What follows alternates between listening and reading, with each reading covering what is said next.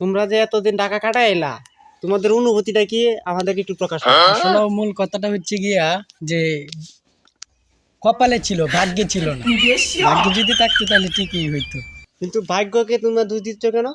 ভাগ্যকে দুষ দিচ্ছি এই জন্য যে ভাগ্য ভাগ্য এমন একটা জিনিস আল্লাহ তাআলা দিয়েছে যা সবার কপালে সুখ সয় না।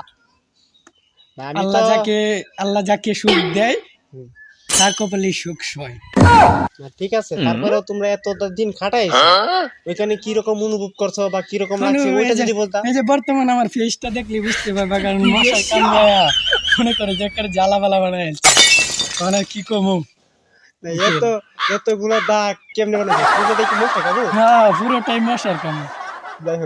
যাই হোক আমরা এখন উপস্থিতিটা বুঝতে পারতেছি যে ঢাকা শহর আসলে কিন্তু খুব কষ্টের একটা জায়গা।